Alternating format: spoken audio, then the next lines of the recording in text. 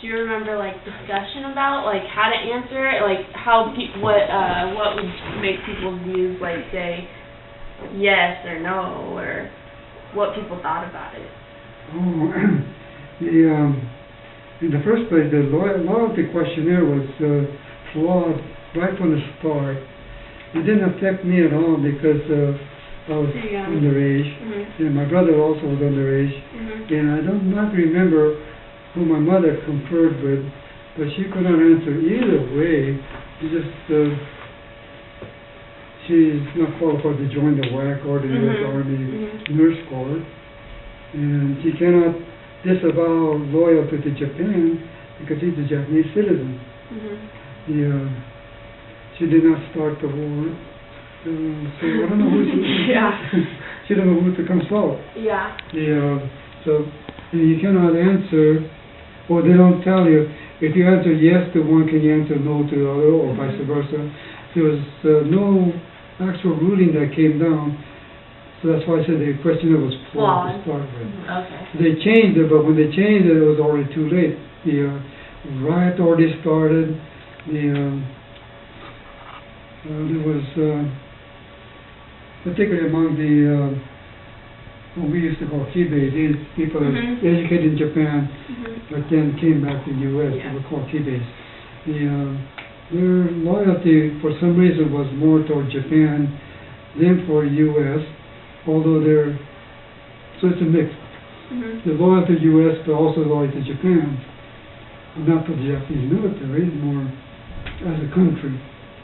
So, how do you answer that? This was plain flawed.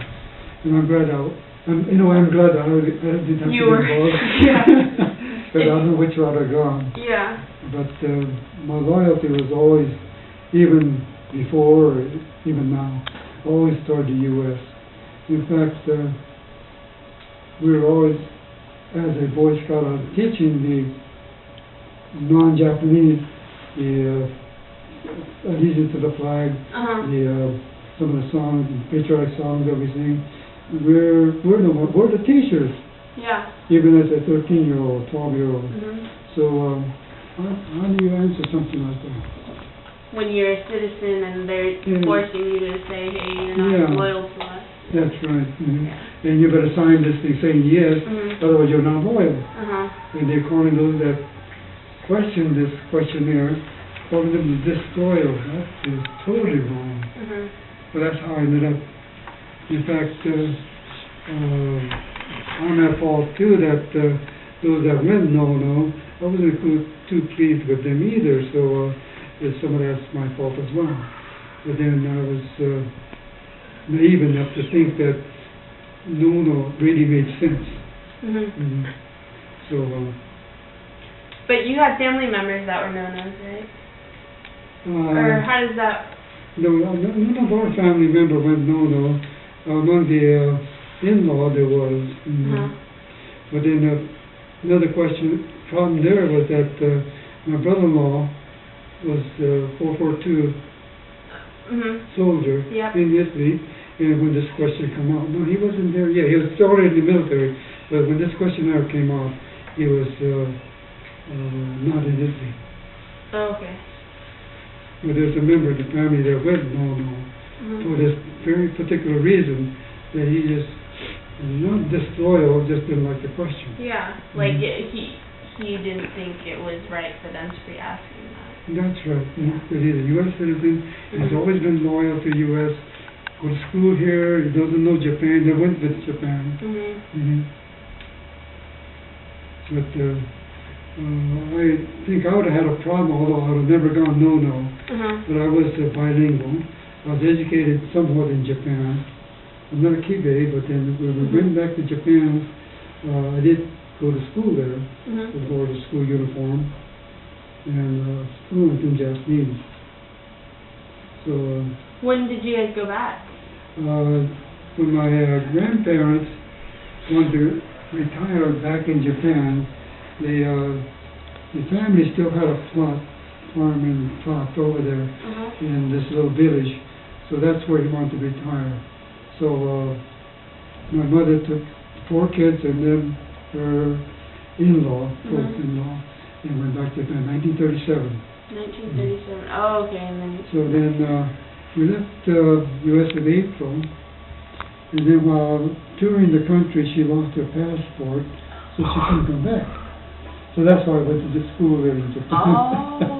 And couldn't return until November. So I was there over 6 months. And so meanwhile, I did go to school in Japan. And it's quite educational. The system over there, that's when we changed to the metric system, is really going big, strong with the metric system over there, converting their old measuring system to metric. I know. For some reason, we cannot do it here. Yeah, it's ridiculous. But then in Japan, the government said, this is what we're going to do, the metric system. So the math system in Japan was quite easy for me, because we changed the metric, everything's in tenths. It makes more sense. Yeah. So, okay, so they filled out the questionnaires, and either you answer no or you answer yes, basically, and then, so those that answered no, or I don't know if you know this or not, but like no-nos, so were all of those people like sent to Tule Lake, or how does that work? Or? Yeah, that's what happened. They're called disloyal. Of all things, just because they go no, there's no subjective answer they could give. They just said no, that means you're disloyal. That's the way the government looked at it. Even among the immigrants, I'm gonna call my mother disloyal because she goes no. I mean, she did not, but then if she did, because she didn't want to be disloyal to Japan either, because it's her country. Exactly. So your mom answered yes to both of the questions? So she must have.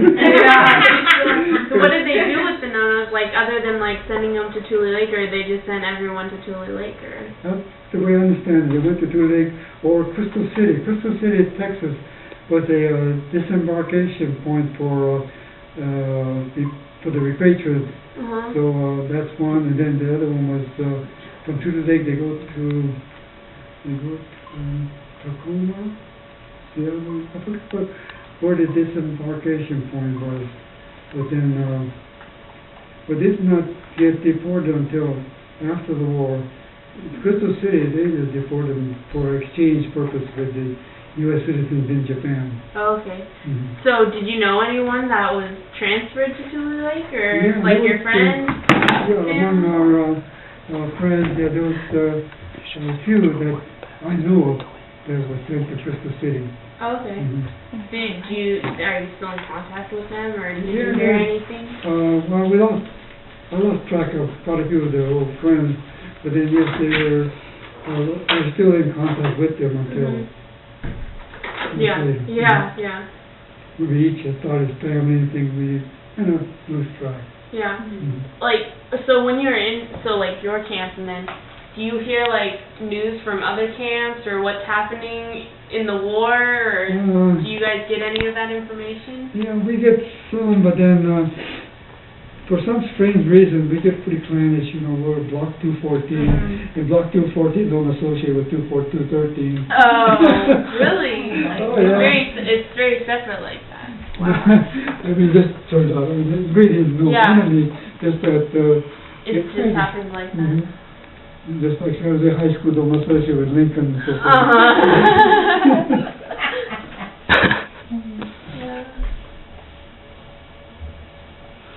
I don't know. Do you happen to know anyone that had U.S. citizenship and was of age, so they had to answer the loyalty questionnaire and they answered no? Or how did that? My Uncle Charlie was repatriated. He was a no-no. And like his small little family and his in-laws. His in-law was the activist, and the family, anyway, he was a real radical, and he persuaded the whole family, the Kobayashi family, including my uncle, to repatriate to Japan. So yes, inside the family, we had quite a blue ball. So even so the U.S. citizens that had to answer, renunciated. and then they were sent to Japan? He renunciated his U.S. citizenship, he and his wife. And then, of course, the kids, my two cousins, they, of course, became Japanese, well, not Japanese. He renunciated their citizenship because of Folkston. So my cousins, they never returned back to the U.S. Oh, okay. They never returned back? No. In fact, I still correspond with one of the cousins. The older cousin, he's recently deceased, but then I still correspond with the youngest cousin. In fact, she lives in Urayasu City, which is happens to be a landfill area, just like San Francisco Bay. And when the earthquake hit, the last one, the liquidation, her house is all twisted up. In fact, her front porch is about 6 inches higher than. Oh my gosh. Yes, she sent some photos of us. Wow. But anyway, she said she never came back. She married, she has a beautiful family.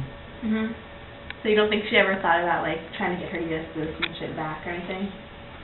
Well, I guess she just don't want to return. There's nothing for her to do here. I guess she is a Japanese citizen now. But she, like I said, she had to renunciate her U.S. citizen. I don't know if she got the redress money. If she was able to reinstate her U.S. citizenship, then I guess she would have been eligible for that, for the redress money. Yeah. Her two uncles, I think they were able to file for it, and I think they were able to get it. So that was everyone, you had to file, and then did everyone get it, or only? We had to apply for the redress money. Yeah. But then, I know my cousins, not my in-law cousins, they had to file saying that they're U.S. citizen now, and they filed for the redress money. I think they were able to retain it. They were, I think they were over 17 at the time, so they had to go no. Yeah. Wow. So, I don't know, do you want to talk about your experience in camp and what it was like? That's 70 years ago. Yeah. But like, I don't know, did they have like activities or what kind of like things? The administration of the camp, although it was administered formally by Dylan Myers, the U.S. administrator, the War Relocation Act, they had leaders there, but the actual administration of the camp itself, individually, was done by us, and not by the Issei. Issei lost all their parental patriarchal power with the relocation. It was all done by the Japanese American. Oh, okay. So we had our own administration, so we built schools, we had teachers, although they were not really qualified as teachers because they had no credentials, but they were college graduates, and we had teachers. Then they imported the teachers from the Indian reservation, and they were brought over as teachers. So we had schooling, we had all kind of activity, we built a swimming pool. In fact, we built a school. I don't know who knew how to build adobe bricks, but then that's what we did. They built adobe bricks, so I was out there helping them get all this mud and straw together to make the bricks. And we stacked them all together and we built schools. Wow.